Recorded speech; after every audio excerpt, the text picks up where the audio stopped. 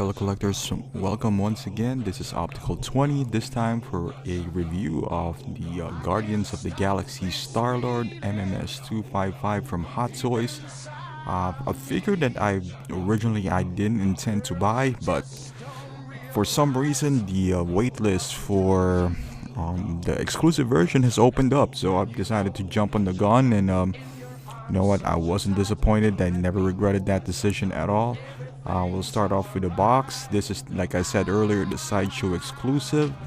It's a pretty cool box. It's not your shoebox type. It's like a slip-on it. But I really like the packaging of this box. It's something new to me. You know, it's eye-catching, kind of cheesy on the other end, but at the same time, that's kind of what the theme of the movie is. You know, it has some humor in it, so I guess it just fits really well. They didn't take it too seriously, and the packaging kind of reflects that. As I told you earlier, it has the slip-on, I would say, cover, and inside you would see the plastic window.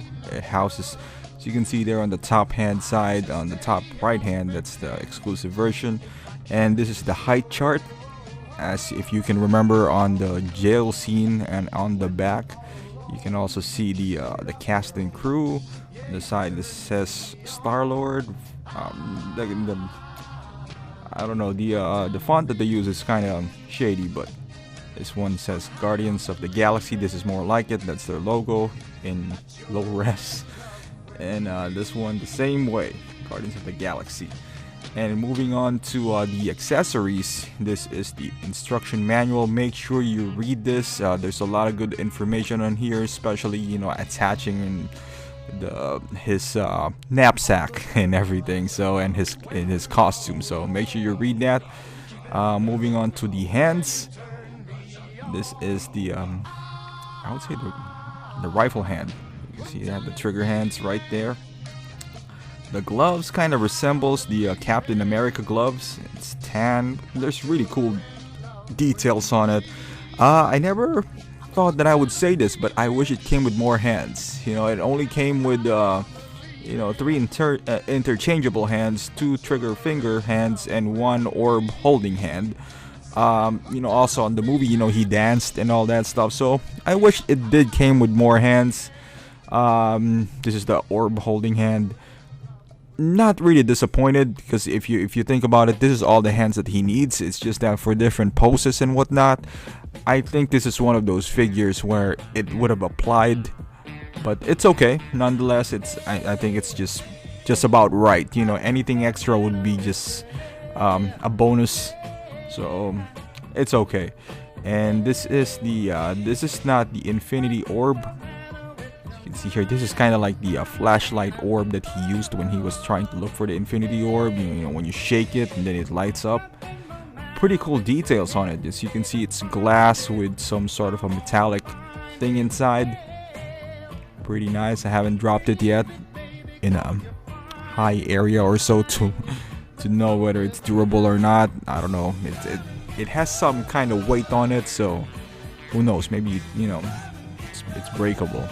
And I just want to show you how it works out. So there you go. So that is the I want to say his flashlight orb, and it also applies to the infinity orb that he has. And one more cool accessory that he does have is this Walkman from Sony, which it says they're Awesome Mix Volume 1. But if you really, you know, with this camera, because this is a macro lens, this is pretty high def, especially when you're watching it in high resolution. You can see that the not major, but you know, some imperfections on it. You can see the dot matrix kind of style of the printer that they used. It's not really movie accurate. It says Sony with, you know, some on the Walkman itself, but I guess they don't want to pay any licensing. That's the reason why they didn't include all those minor details. It doesn't really take away anything from the accessory itself. I just wish that, you know, at least on the headphones they made it orange. As you can see, it has a black, I would say, the foam section on the headphones. You know, it's I don't think they're gonna get sued if they use the orange headphones. I don't know, I'm not sure about those licensing things, but yeah, you know, I mean, little details here and there. Not really a big deal. Like I said, it's not a deal breaker, but something to point out. And moving forward, this is his I don't know what you call this, his gun. Maybe it has a different term, but I will just refer to it as a gun. Really amazing details on it. So you can see there's a carbon fiber design at the tip of the barrel of his gun. You can see the purple hue. It's kind of like it's burnt marks. There's also scratches on the gun, both on the top and at the bottom. You see there. This is that's the back side, and you can see there's some indentation on the gun, so you can't really mix match the gun. It's not like you can use the one gun from left to right. It's not interchangeable.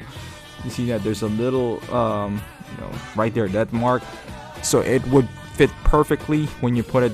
This one is I believe the left hand gun, and also it also helps once you put him in his holster, so it fits quite nicely.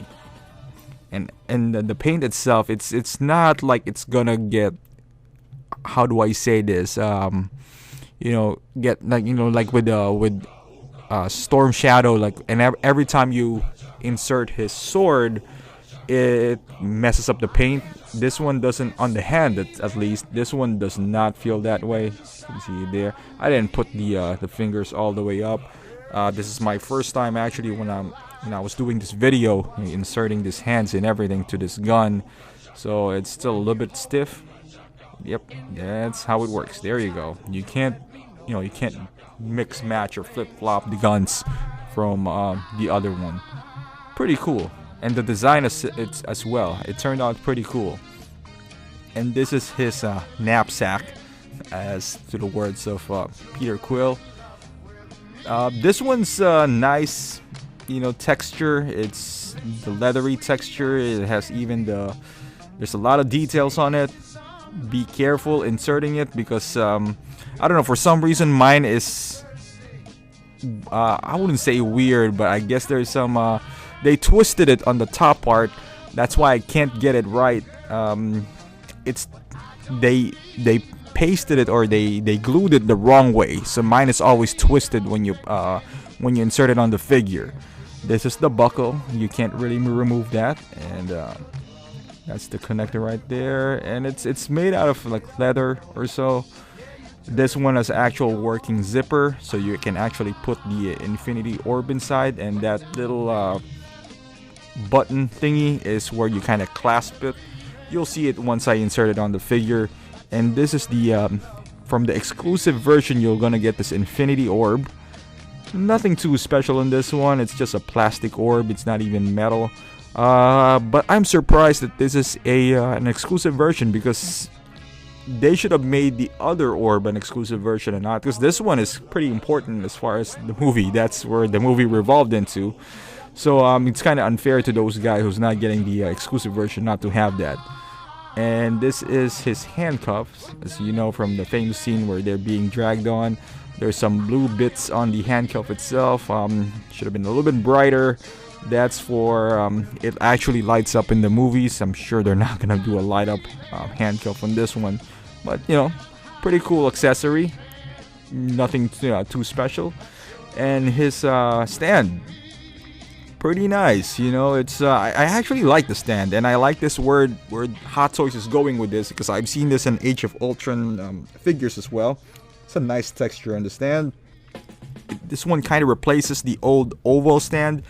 This one's pretty cool because it doesn't take up a lot of space. It uses the same crotch grabber approach.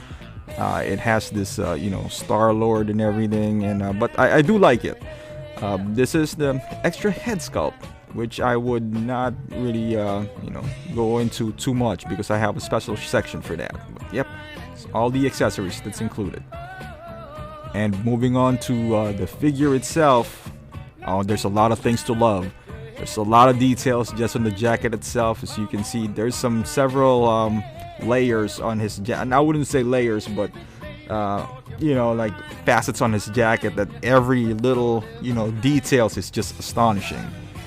So you can see I closed the jacket this time, which you could if you read the manual. It's just being enclosed via magnets it says there's 3 magnets, but I don't know, I only felt 2, and it's pretty easy to achieve this look, but still it's kind of, you know, I always having trouble you know, putting that zipper anyway because it's so tiny. But moving on, I mean, continuing to this jacket, it's a leather jacket. Pretty sure it's pleather, but nice look. You know, amazing details. Like I said, the stitching, the fitting of the jacket is amazing. It doesn't, surprisingly, it doesn't hinder much of the articulation, which you gotta do some futzing around if you're doing some, I wouldn't even say extreme poses. Let's say his shooting mode. It is achievable with this jacket. It's just a little tight, but it is, you know. But the details is just amazing. You gotta be careful with the small buttons. As you can see, the golden buttons and there's silver buttons on the front. They tend to fall off easily, but you do have replacement buttons. It's included on the box right next to the spare pegs. So, you know, if in case you miss some, you can glue some in there.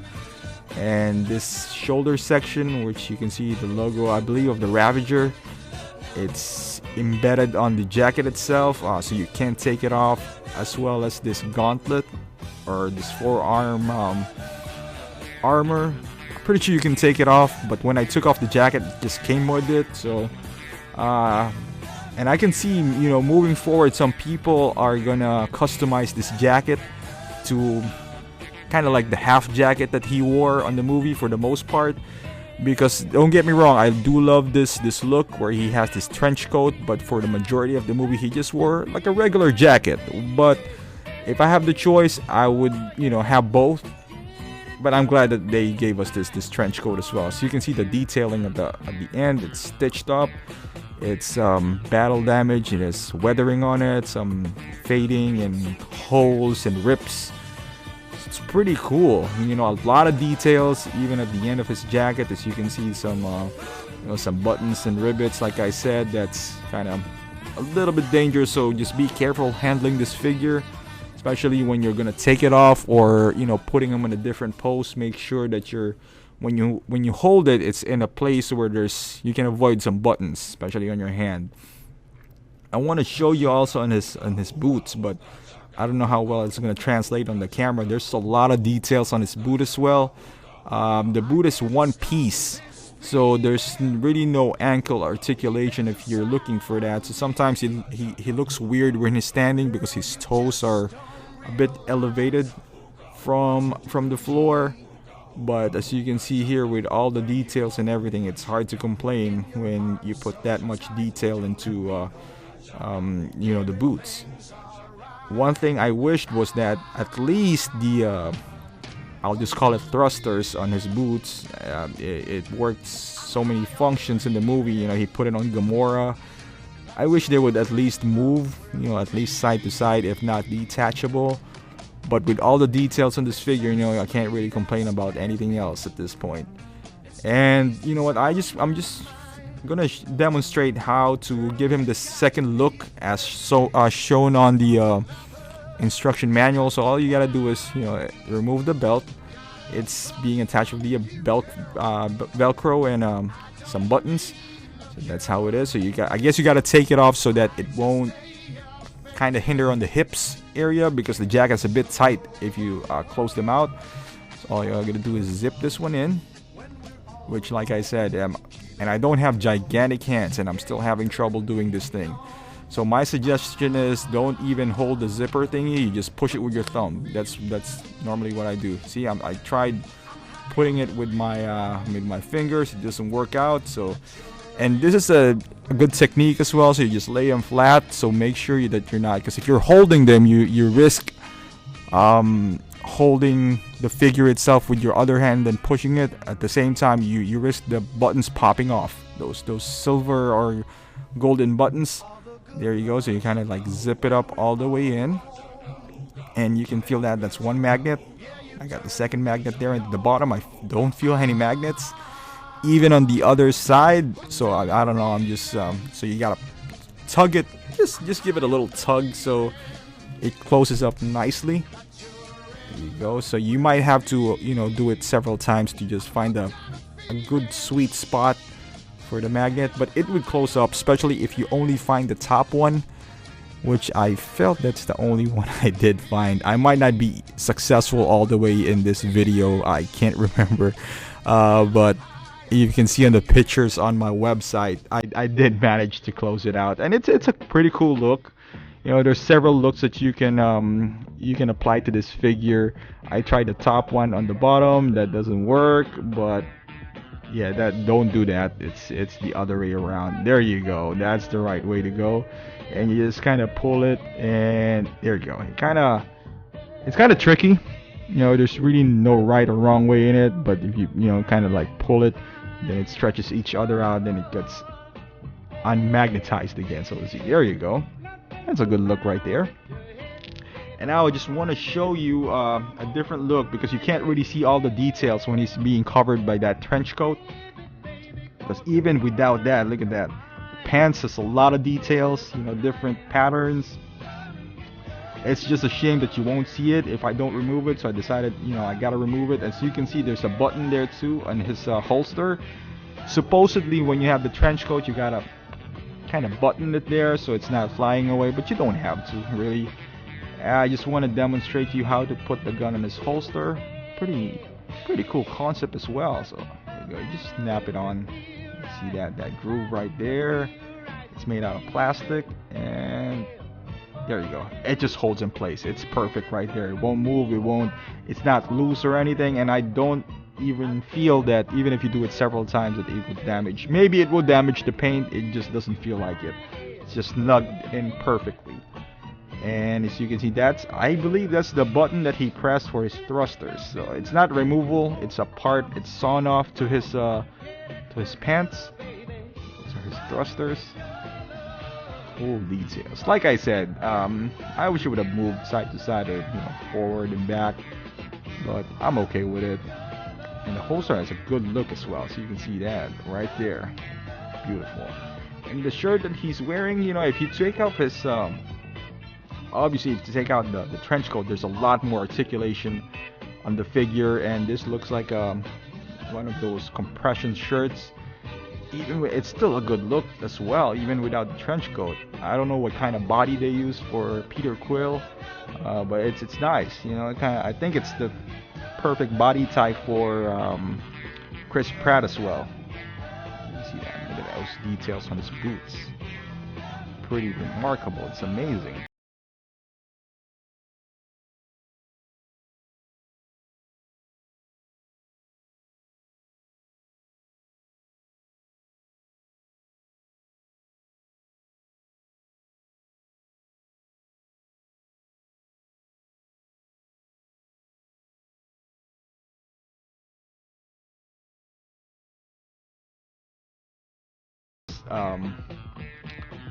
Feature of the figure, because I definitely see Chris Pratt in there, as you can see.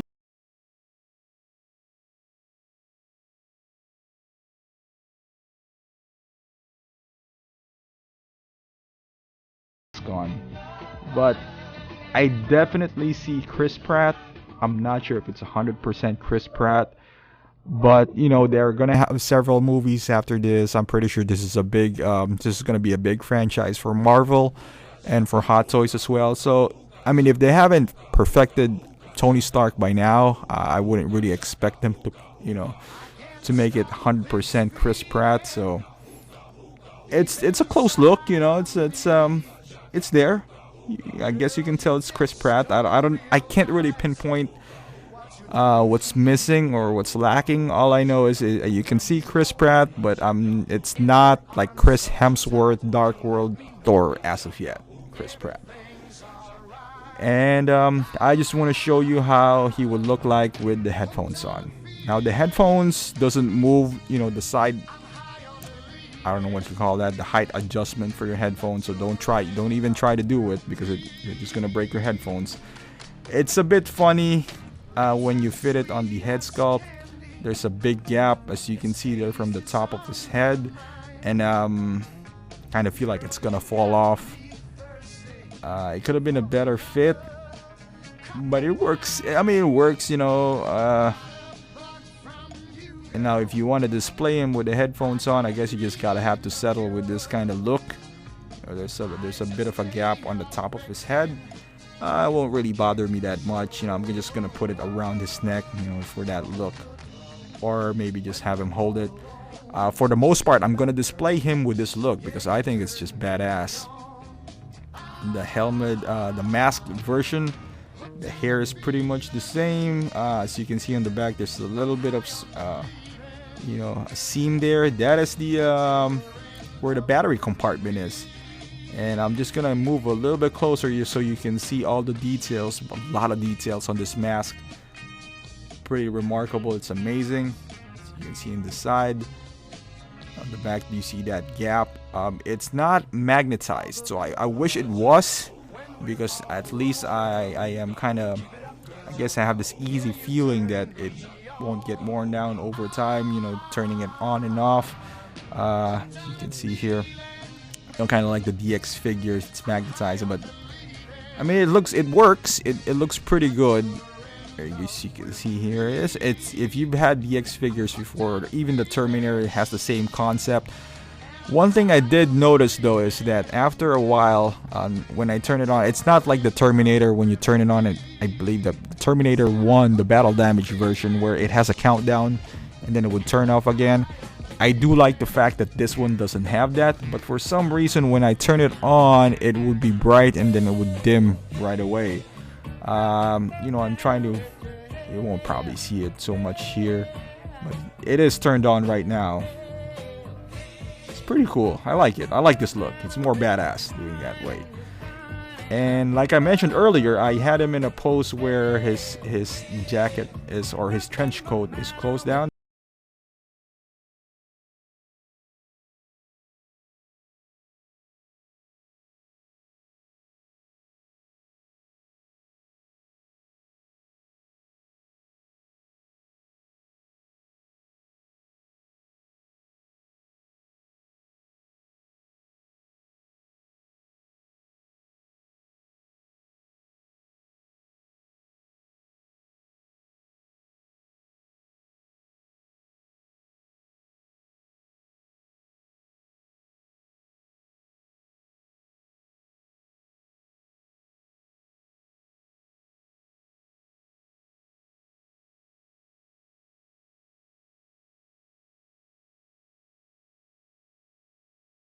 Canon hanging out, one of my cameras.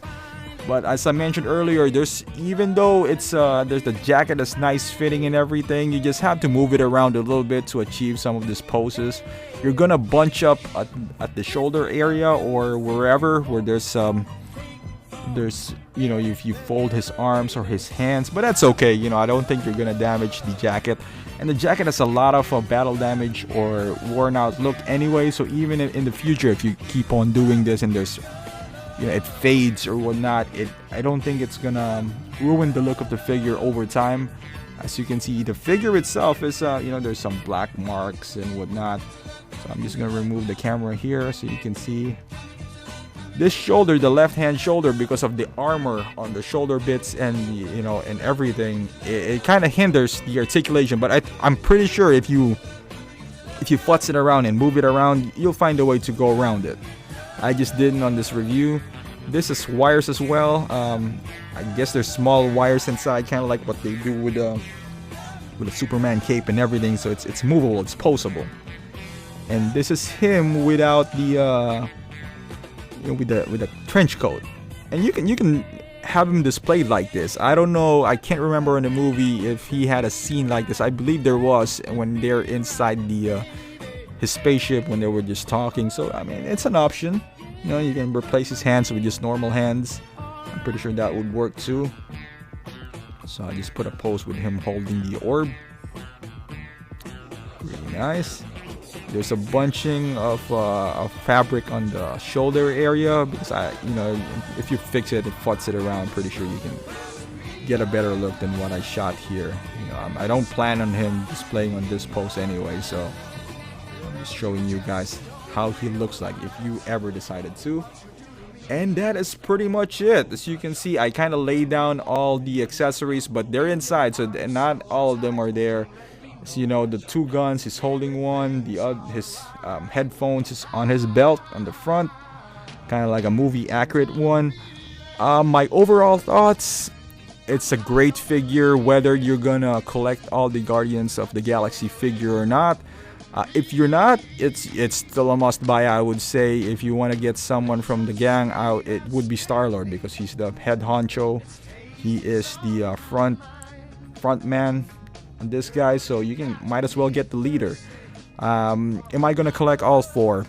Or all five, so to speak? Maybe. I'm probably gonna hold off up Gamora since she doesn't have any exclusive version. I can wait for that. But as far as this guy, value-wise, amazing value for 234 retail, maybe 244 shipped from Sideshow. It comes with tons of accessories. It could have easily been a DX if the base lights up or there's a purse. Like I mentioned with the Terminator, pretty much in the same mold with new figures coming out and everything being bare like Wolverine or let's say Mark 45. This is a great value. The franchise is just gonna get bigger and you won't regret it. There's a lot of character with this figure, so you're gonna have a lot of good time posing this guy. So there you go. So thank you for watching. Subscribe if you haven't done so, it really helps me a lot, or share this video, and thank you for watching. Until next time.